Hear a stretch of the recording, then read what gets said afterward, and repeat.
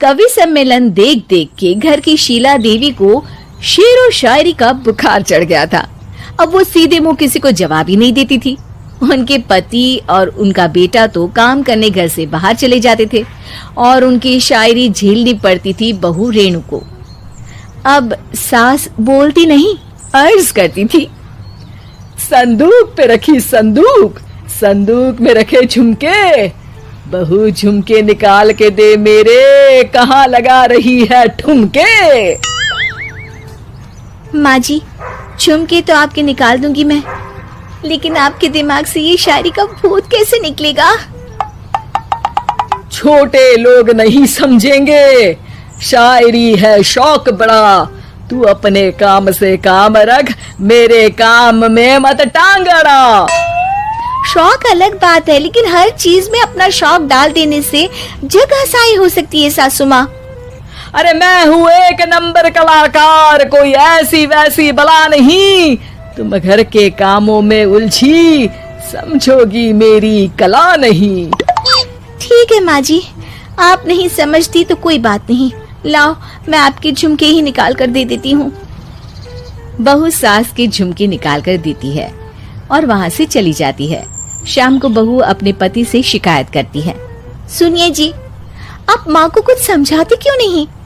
अरे क्या समझाना है माँ को? अरे अपनी शायरी थोड़ी कम करे ना। अरे तुमको उनकी शायरी से क्या दिक्कत है? अरे मुझे नहीं, पर पड़ोस में सब लोग हंसते हैं, कहते हैं बुढ़ापे में लोग सठिया जाते हैं, लेकिन शीला जी तो शायर हो गई हैं। अरे लोगों का काम है कहना, लोगों की बातों का क्या टेंशन लेना। अरे वाह, मैंने भी शेर कह दिया, वाह वाह वाह वाह। देख लो, तुमसे किसी ने कहा नहीं और तुम्हारे सामने कोई माँ की बुराई नहीं करता तो तुमको फर्क नहीं पड़ रहा। अरे तुम खामखा की बात का बतंगड़ बना रही हो। चलो चाय बना कर ले आओ मेरे लिए, साथ पियेंगे, कोई ढंग की बातें करेंगे। रेणु चाय बनाने लगती है। पहले वो अपने पति को चाय देती है, फिर सास को और आखिर में अपने ससुर को। लेकिन वो देखती है कि ससुर जी कुछ परेशान से हैं। क्या हुआ ससुर जी, कोई बात हो गई है क्या? अरे तेरी सास बात बात पे शायरी करती है। कल मैंने पूछा कि खाना खाया तो तेरी सास ने क्या जवाब दिया पता है? अरे गलती की और आरोपी ने कोड़े खा लिए फटाफट, खाना तो नहीं पर पकोड़े खा लिए झटाझट। अब बता क्या जवाब दूं इस बात का? वो तो सभी से शायरी में ही बात कर रही हैं, मुझे भी समझ में नहीं आता कि क्या करूं मैं। बेटा उसको उसी की भाषा में जवाब देना पड़ेगा, मैं तो आम बातचीत में भी उसके सामने कुछ नहीं बोल पाता, शायरी में क्या बोलूंगा भला। ससुर ने जैसे ही कहा कि उसको उसी की भाषा में जवाब देना पड़ेगा, बहू को ये बात जच गई। अगले ही दिन वो शायरी की कुछ किताबें लेकर आई और शायरी की प्रैक्टिस करने लगी ताकि सास को उन्हीं की भाषा में जवाब दे सके। उसने दिन रात एक कर दिए। एक दिन सब साथ में बैठकर टीवी देख रहे थे, तभी रेणु सबके लिए बिरयानी बनाकर लाती है, लेकिन सास को बिरयानी भाती नहीं। कौवा करता काऊ काऊ, चिड़िया बोलती ची ची, इतना खराब बिरयानी बनाई है कि मुंह से निकले छी छी।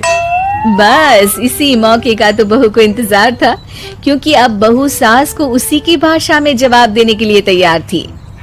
माँ जी हमको अपनी ये बेकार शायरी ना सुनाइए, जैसी भी बनी है बिरयानी चुपचाप खाइए।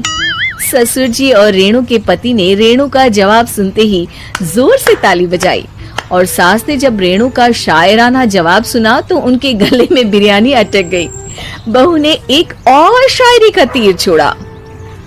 शायरी में बहू के सामने सास हो जाएगी ढेर, क्योंकि सास मारेंगी एक शेर तो बहू मारेगी 1.25 शेर। सास को छोड़ के सब वाह वाह करने लगते हैं। आज पहली बार सास को नहले पे दहला मिला था और रेणु ने सास का मुंह चुप करा दिया था। अगले दिन रेणु का पति उससे कहता है, अरे वाह, तुमने तो माँ की बोलती बंद कर दी, मजा आ गया। अब मेरे लिए कुछ बना दो, खाकर मैं काम पर चला जाऊं। शायरी ही है मेरा जीवन, वही करूंगी जी भर के।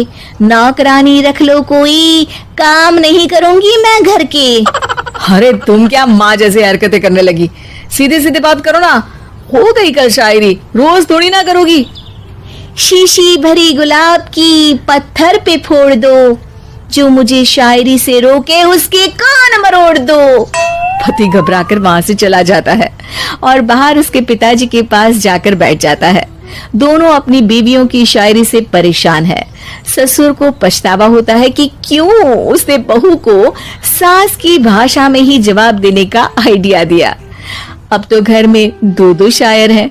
दोनों एक साथ दुखी स्वर में कहते हैं, हम दोनों की ही बीवियां जब से शायर हो गई है, क्या बताएं, जिंदगी एक फटा हुआ टायर हो गई है।